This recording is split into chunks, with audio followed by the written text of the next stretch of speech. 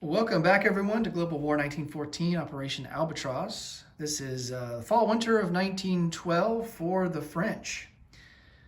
Let's go over our purchases first. There's really not much. We have $3 to spend, and we're just going to spend $1 on diplomacy, try to get Spain to stage 2, and we're going to save our $2 for next turn. So let's review technology, and then we'll go and roll some dice. We have 2 tech rolls. We're going to go for hurricane bombardment and wartime economy.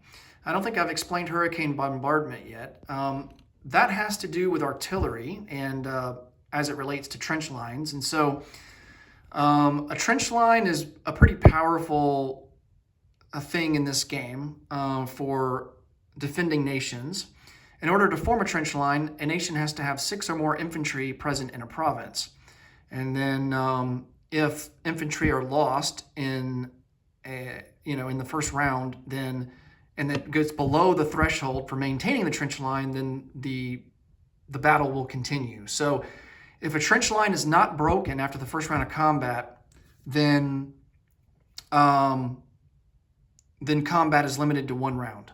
So the trench line is very powerful on the defense. And so hurricane bombardment allows a country, if they have 6 or more artillery present in the attack, then that will extend combat to a second round if a trench line is still present. Now, of course, if the trench line is destroyed, then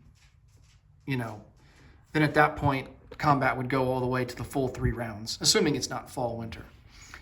So we're going to go for hurricane bombardment. That's a 7 or higher, and then wartime economy is 7 or higher. Okay. And then, of course, we got to remember to roll for our diplomacy, which is going to be at a 3 or less. All right, wartime economy, yellow. Hurricane bombardment, we'll do green. All right, we finally got wartime economy, but we missed on hurricane bombardment. All right, so I'll just move that up real quick. All right, now for Spain, 3 or less. Oh, nice, we got it, a 1.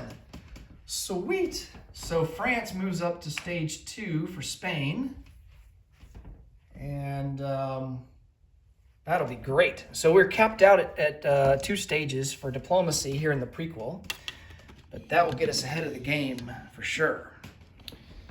Okay, so as it pertains to the Balkan Wars, at least the first Balkan War, we do control Montenegro, and we have a mountain infantry here, but we're not going to do anything. We're just gonna chill out here. We don't have a port, and we don't really have any access via land to receive lend-lease, so we're kind of screwed. We're kind of forced to just sit where we're at and chill out. We could attack. We could attack into Albania, for example. Mountain infantry, they don't take a penalty for being in the mountains. So he would attack at his normal value at a 2, but the infantry would defend at a 4. So it's not really going to be in our favor. Okay. So yeah, no combat moves, no non-combat moves. We do get a recruitment roll for Montenegro, so let's go and do that. Of course, we would have to hit at a 1 to succeed there. And that's a 7, so that's a failure. All right.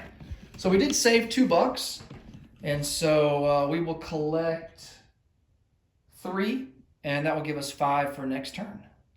Oh man, I'm forgetting the Italian-Turkish War is still ongoing, and I do have some movements here. So let me, before we finish the turn off, let's go through that. There's also a correction that I need to go through. Excuse me. There's also a correction that I need to go through, and that pertains to this Italian pre-dreadnought. So he only has a movement range of 1, and I think during last turn, when the Italians went and tried to attack Hejaz, I guess I was assuming that we could use this port here in Malta, but we cannot because the British are not at war. Britain is neutral with Italy, so we're not going to be able to use that, and we don't have any Italian ports, major ports on here that we could use to extend our range. So that means that the pre-dread is going to be stuck here in M8. Now the Ottomans could have elected, if they wanted to, see this as like free, free target to go after, but the Ottomans ultimately elected not to do that on their last turn, the summer turn. And so, but we, in this instance, I think we would have given the Italians the option to kind of redo their non-combat and allow them to put at least some like torpedo boat destroyers here in M8 to accompany that pre-dread. But even though we rolled for the pre-dread for shore bombardment, it wasn't successful, so it really didn't impact the outcome on the board. In the event that a mistake like this happens, and let's say the pre-dread did hit on shore bombardment, we would nullify that and then place the militia back in Hejaz and just assume that the Ottomans, kept the territory. So just for future reference, in case if something gets, overlooked like that, that's kind of how things will play out. All right, so let's bring our pre-dread down. He'll move 1 into I5, and then I think we're going to go after Hejaz again and conduct an amphibious assault.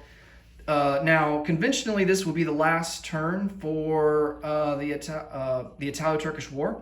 There is a random event that may extend it. If we roll a 1 here in the spring of 1913 West, the first random event would extend the Italo-Turkish War by an extra turn. So this war isn't quite over yet, but as it stands right now, we have to assume that it would be after this turn. All right, so let's load everyone up on the board here.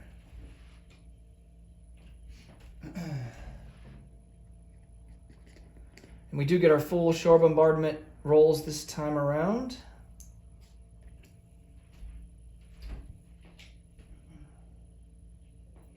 The infantry are attacking in a desert, so they're going to be attacking at a 1. And then the militia, of course, defends at a 2. All right. All right, short bombardments first. So a cruiser at a 2. That's a big time miss. And then the pre-dread at a 3. And that's also a miss. Okay. Now, combat is limited to 1 round, so because it's the fall winter. So we only get 1 shot at this. So we need a 1. And we don't get it.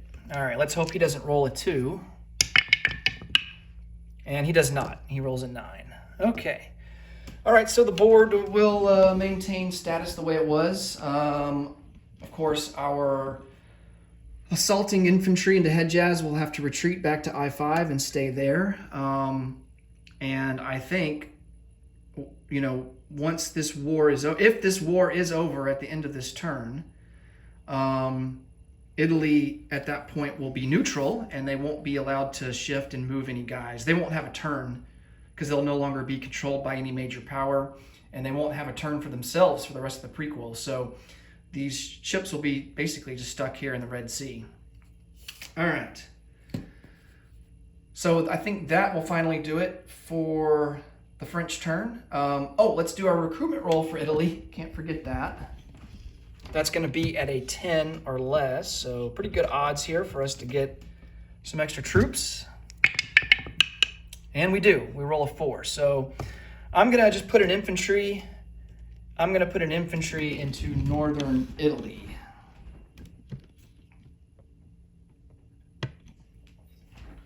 And then we'll be on our way.